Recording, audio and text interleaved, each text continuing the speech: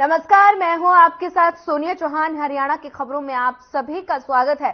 Bulletin की शुरुआत करते हैं एक बड़ी खबर के साथ। बड़ी खबर इस वक्त की चंडीगढ़ से। सीएम नायब सैनी की पहली बैठक आयोजित। बड़ी खबर, अहम जानकारी, बड़ा अपडेट। कार्यभार संभालने के बाद कैबिनेट की बैठक। बड़ी खबर, अहम जानकारी। बैठक में 5 मंत्रियों ने की शिरकत। बैठक के बाद सीएम नायब सैनी का आया बयान। बड़ी खबर, अहम जानकारी। पूर्व सीएम मनोहर लाल की जमकर तारीफ। पूर्व सीएम के 9 साल के कार्यकाल की तारीफ। सीएम ने हरियाणा में बिना भेदभाव के काम किए। बड़ी खबर, अहम जानकारी। अधूरे काम को पूरा करने का काम करूंगा, ये नायब सैनी ने कहा है। मैंने राज्यपाल को 48 विधायकों के समर्थन पत्र सौंपा। चंडीगढ़ से इस वक्त की बड़ी खबर आपकी टेलीविजन स्क्रीन पर। सीएम नायब सैनी की पहली बैठक आयोजित। कार्यभार संभालने के बाद कैबिनेट की बैठक और बैठक में 5 मंत्रियों ने की शिरकत। पूर्व सीएम मनोहर लाल की जमकर तारीफ। चंडीगढ़ से इस वक्त की बड़ी खबर, अहम जानकारी।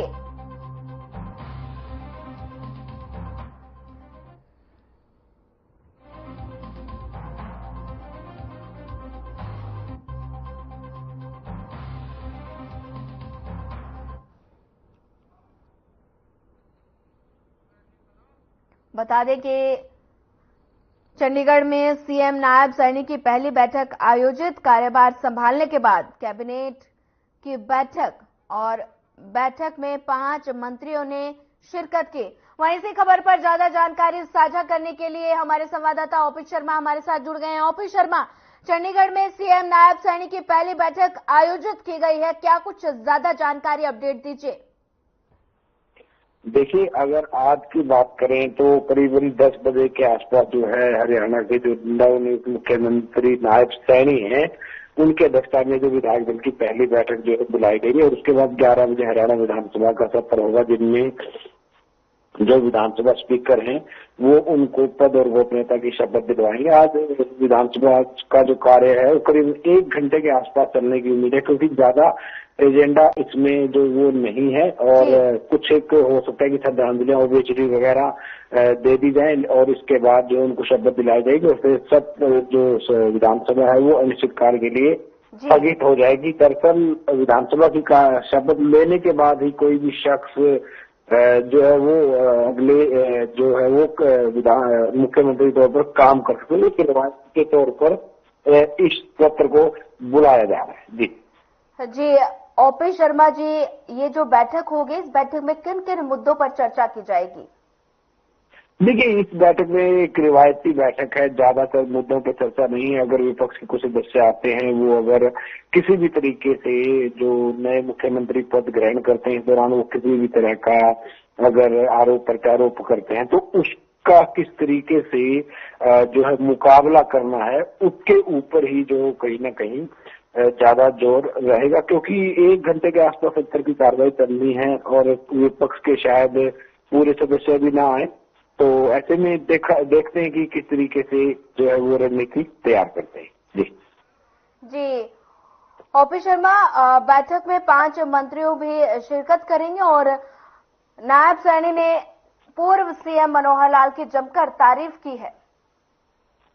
देखिए, इस बात में कोई दो राय नहीं है कि जो नए मुख्यमंत्री नायब सैनी, उन्होंने पूर्व मंत्रियों पर जो मनोहर लाल है उनकी जमकर तारीफ की है, बल्कि कह सकते हैं कि कहीं ना कहीं उन्हीं के प्रयासों के चलते जो जब हरियाणा के अंदर जो नेत्र परिवर्तन हुआ तो उसके बाद कहीं ना कहीं उनका एक बड़ा रोल है कि उन्होंने नायब सैनी को आगे किया और उन्हीं के नाम के ऊपर जो है वो आला कमान ने मोहर लगा दी है। साथ ही अगर हम कल की हरियाणा कैबिनेट की पहली बैठक की बात करें तो जो 5 मंत्री और मुख्यमंत्री सहित जो बैठक हुई है, उस कैबिनेट की बैठक में जो है मुख्यमंत्री मनोहर लाल, जो पूर्व मुख्यमंत्री मनोहर लाल, उन्होंने 9 साल के अपने कार्यकाल में जितने भी विकास के कार्य किए उन सभी के लिए उनको धन्यवाद किया है और उनकी जमकर तारीफ भी की। तो कहीं ना कहीं कह सकते हैं कि मुख्यमंत्री, जो पूर्व मुख्यमंत्री मनोहर लाल ने जब उनके नेतृत्व परिवर्तन की बात आई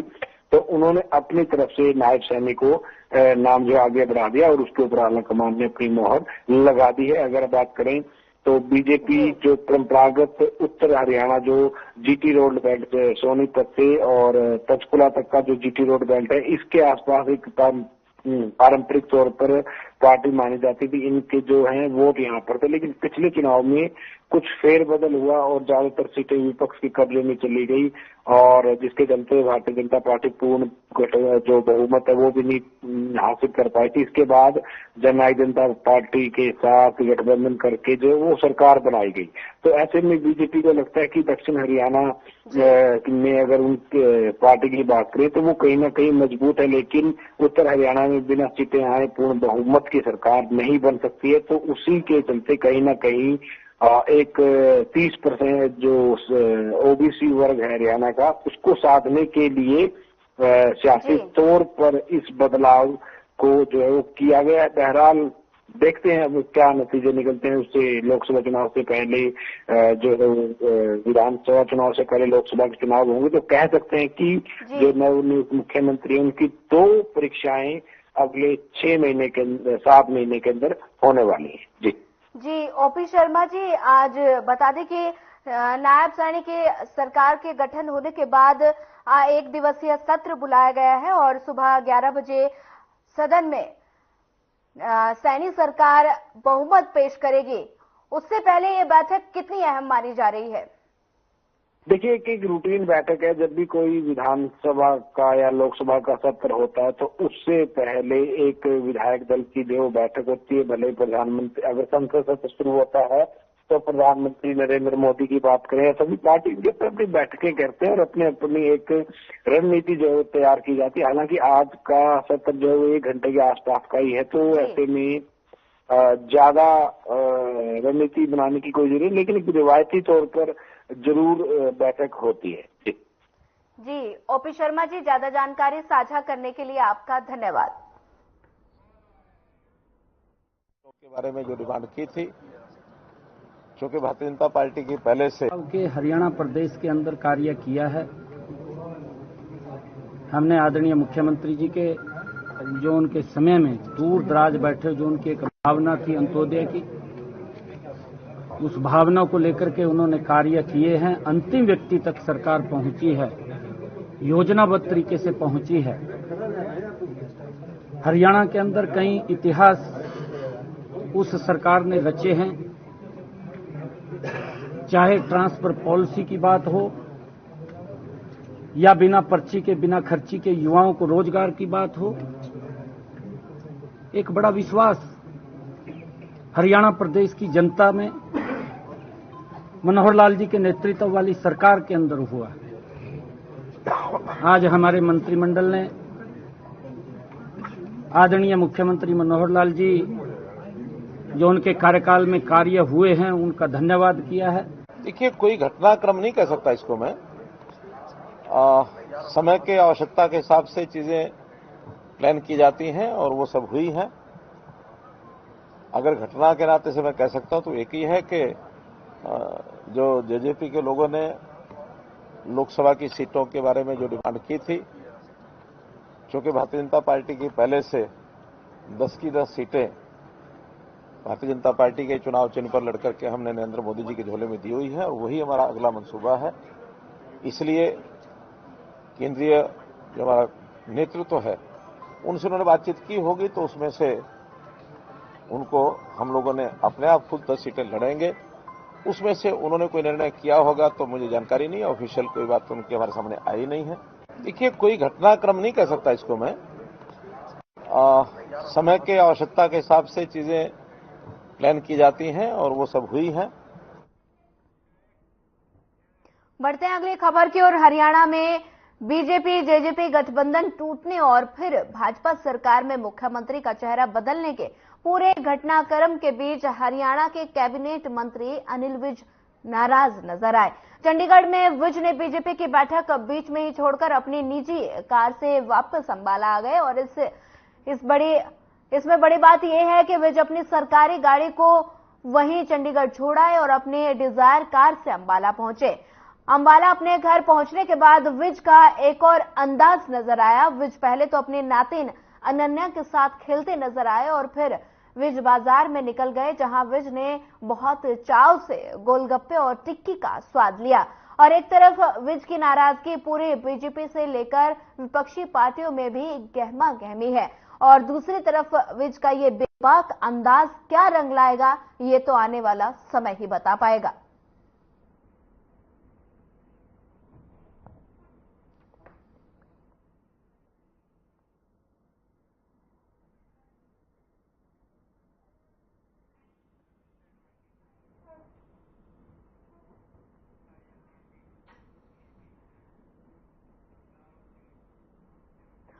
लोकसभा चुनाव नजदीक है और सभी राजनीतिक दल गतिविधि तेज हो चुकी है, और साथ ही इसके साथ इंडियन नेशनल लोकदल की पार्टी कार्यकर्ताओं और पदाधिकारियों के बीच गतिविधि तेज हो गई। और इनेलो के राष्ट्रीय अध्यक्ष एवं पूर्व मंत्री ओम प्रकाश चौटाला और पार्टी प्रधान महासचिव अभय चौटाला के निर्देशानुसार पार्टी की 5 सदस्यीय कमेटी राज्य में जगह जगह कार्यकर्ता बैठक कर रही है। और 5 सदस्यीय कमेटी के चेयरमैन प्रकाश भारती ने बताया कि पार्टी की पार्लियामेंट की बैठक होगी और इसके बाद ही उम्मीदवारों के नाम तय किए जाएंगे।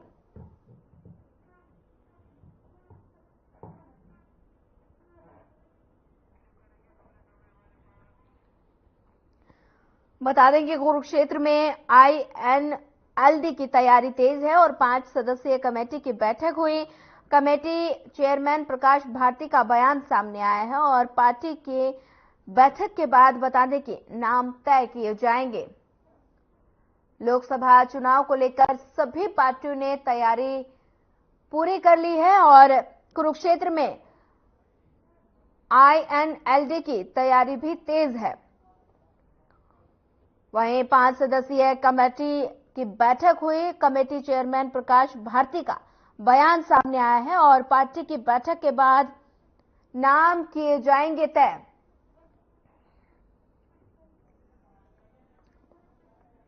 कुरुक्षेत्र में INLD की तैयारी तेज, 5 सदस्यीय कमेटी की हुई बैठक। कमेटी चेयरमैन प्रकाश भारती का बयान आया सामने। पार्टी की बैठक के बाद नाम किए जाएंगे तय।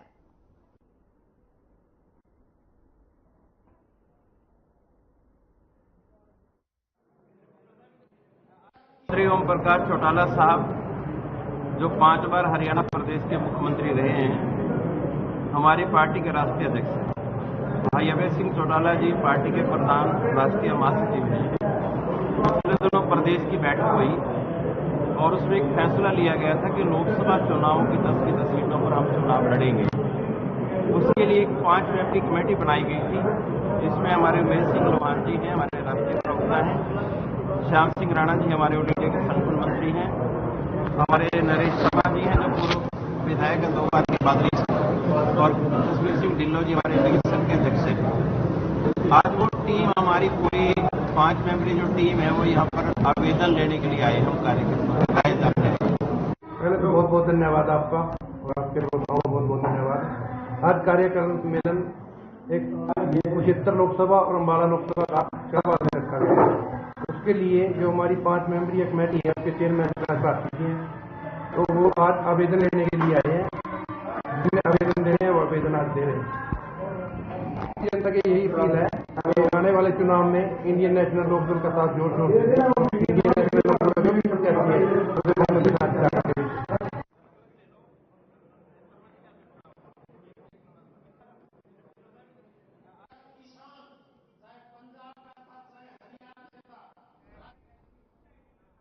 हरियाणा के अंबाला कैंट रेलवे स्टेशन पर सोमवार को आरपीएफ पोस्ट के सामने एक युवक रेल के ओवरहेड वायर की पोल पर चढ़ गया और लटकते ही बिजली की चपेट में आने से जोरदार धमाका हुआ। युवक झुलसकर नीचे गिर गया और गंभीर हालत में युवक को चंडीगढ़ पीजीआई रेफर किया गया, लेकिन सिविल अस्पताल में ही उसने दम तोड़ दिया और पूरी घटना का वीडियो भी सामने आया है। एसएचओ थाना जीआरपी धर्मवीर ने बताया कि ये एक प्रवासी मजदूर था जो स्टेशन पर खंभे पर चढ़ गया और उतरते समय इसके हाई वोल्टेज तार से पैर टकरा गया और उसे करंट लग गया, जिससे ये झुलस गया और नीचे गिर गया। वहीं आपको बता दें कि उसे अस्पताल पहुंचाया गया, जहां पर उसकी मौत हो गई और साथ ही बताया गया कि किस मकसद से ये ऊपर चढ़ा था और अभी इसकी कोई जानकारी नहीं है।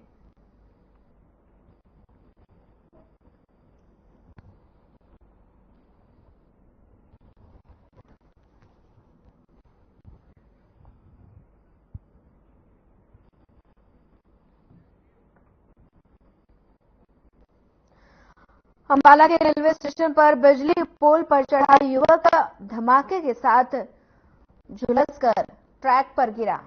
और बता दें कि आनन फानन में चंडीगढ़ अस्पताल में भर्ती कराया गया, जहां इलाज के दौरान उसकी मौत हो गई।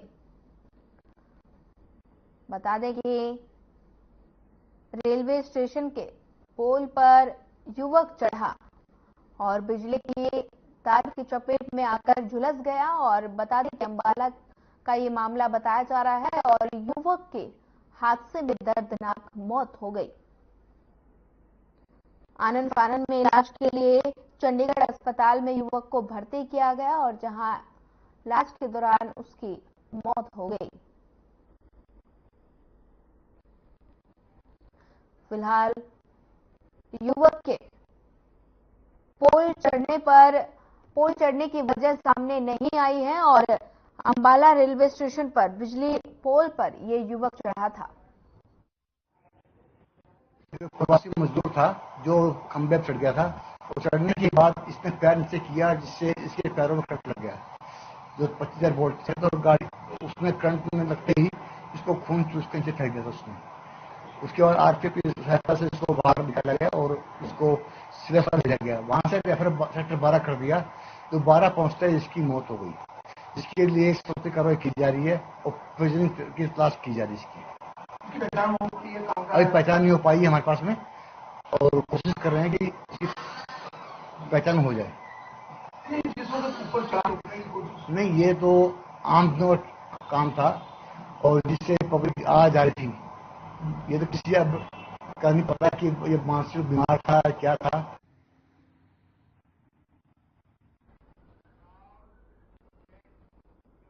हरियाणा में बीजेपी और जेजेपी का गठबंधन टूटने पर राज्यसभा सांसद दीपेंद्र हुड्डा का कहना है कि सत्ता विरोधी वोट को बांटने के मकसद से ऐसा किया जाता है और दोनों पार्टियों में गठबंधन तोड़ने का अघोषित समझौता पहले ही हो चुका था। दीपेंद्र हुड्डा का कहना है कि बीजेपी सरकार ने चुनाव में हार से पहले अपनी हार स्वीकार कर ली है और उनका कहना है कि आज सरकार की नैतिक हार हुई है और मनोहर लाल दुष्यंत चौटाला का गठबंधन ध्वस्त हो गया।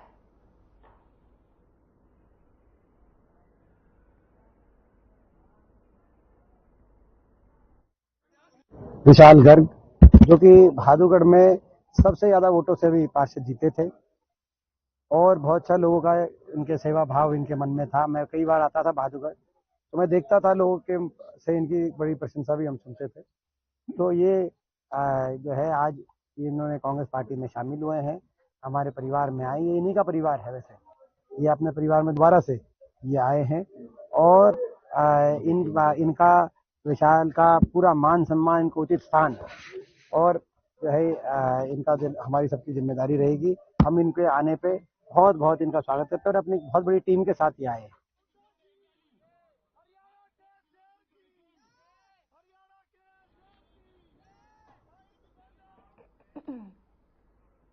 सिरसा लोकसभा क्षेत्र के पूर्व सांसद डॉक्टर अशोक तंवर रतिया पहुंचे। यहां उन्होंने जेजेपी और बीजेपी गठबंधन टूटने पर कहा कि पार्टी की तरफ से लिया गया ये निर्णय जनता के हित में है। साथ ही उन्होंने कहा कि पार्टी जो फैसला लेगी वो जनता के हित को सोच समझकर फैसला लेगी। साथ ही उन्होंने कहा कि कई दिनों से अटकलें चल रही थी कि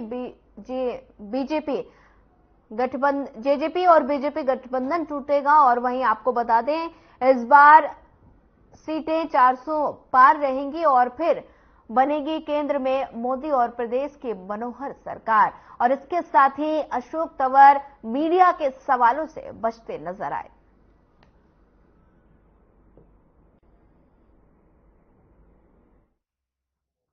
तो कल भी प्रधानमंत्री जी मोदी साहब वहाँ गुड़गांव में आए 1 लाख से अधिक करोड़ की परियोजना का उन्होंने शिलान्यास किया, उद्घाटन किया। और इसी तरीके से पिछले 1 महीने को अगर हम उठा करके देखें तो 1 महीने के अंदर उन्होंने कई लाख करोड़ की सौगात इस भारतवर्ष को दी है, जो अपने आप में अभूतपूर्व है। जिस स्पीड और जिस विजन के साथ वो काम कर रहे हैं, वो दिन दूर नहीं कि ये भारतवर्ष देश की एक बड़ी दुनिया की ताकत होगी।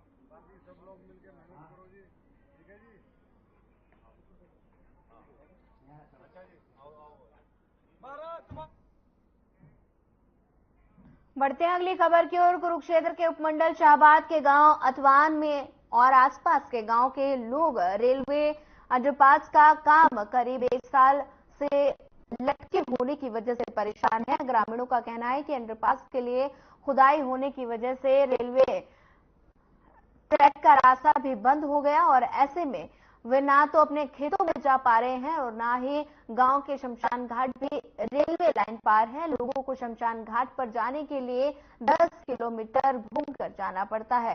रेलवे के निर्माण कार्य की देरी के चलते वे धरने प्रदर्शन के लिए मजबूर हुए हैं और ग्रामीण विक्रम सिंह ने बताया कि पिछले साल 19 जनवरी 2023 से फाटक पर निर्माण कार्य रोक दिया गया था और निर्माण कार्य को लटके हुए करीब 1 साल बीत चुका है और लोगों की सुनवाई नहीं हो रही है।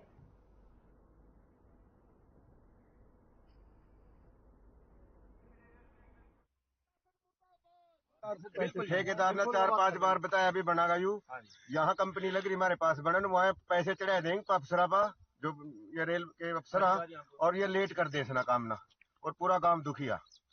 लगभग कितने गांवों का रास्ता कटा हुआ है? 5-10 गांव है जी, पीछे सारे परेशान है। रान घाट बड़ी दूर से जाते हैं जी होके और बड़ी परेशानियां जी सारे गांव को।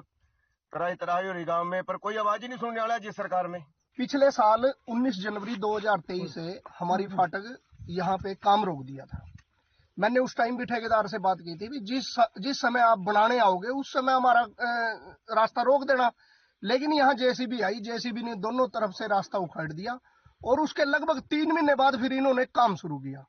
मैंने वर्बली भी और लिखित में भी इनको कई बार चेताया, भाई आप हमारे को कोई अल्टरनेट रास्ता दे दो। चलो कोई बात नहीं है, विकास का काम है और गांव के लोगों के काम आएगा, लेकिन 3-4 गांव जो है वो बड़े परेशान हैं और पिछले 4 महीने से ये लगातार हमारे को डेट पे डेट दे रहे हैं, भाई आप प्रदर्शन ना करो और हम आपको 5 तारीख दे देंगे, 9 दे देंगे, 15 दे देंगे, 23 दे देंगे, लेकिन पूरा महीना ऐसे ही निकाल देते हैं और 1 साल 3 महीने के लगभग समय हो चुका है और आज तक इनका इतना सुस्त रवैया है, ये कोई सुनवाई नहीं करते।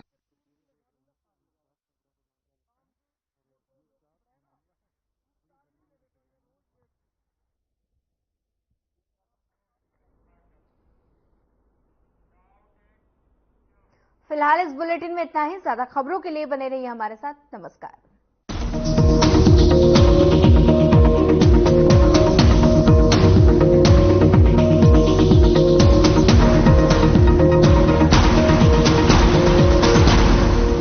मेरे जैसा कोई दूसरा चुलबुलापन